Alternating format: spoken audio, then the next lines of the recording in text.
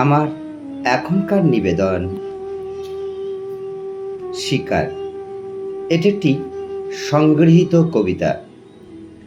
তাহার কাছে আমার প্রেম স্থির হয়ে গেছে, স্বচ্ছ নিটল জলে মাছরাঙা ছায়া যখন কেঁপে ওঠে বৃত্তির বলয় হয়ে, আমার ক্ষিপ্রতা চোখে নেয় সে পাখি।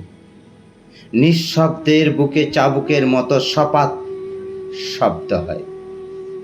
ভালোবাসার হৃদয় এফোঁড় ওফোড় করে, বিজয়ীর মতো ঠোঁটে নিয়ে ফিরে সোনালি মাছ।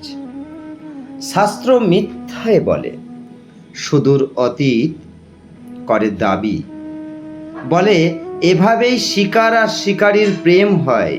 হে মানব মানবী, তাহার শরীরে রোদের সোনালি আলো স্থির হয়ে গেছে, মিহি লাবণ্যের মতো তার ত্বক, অন্ধকারেও চিতার চোখের মতো জলে।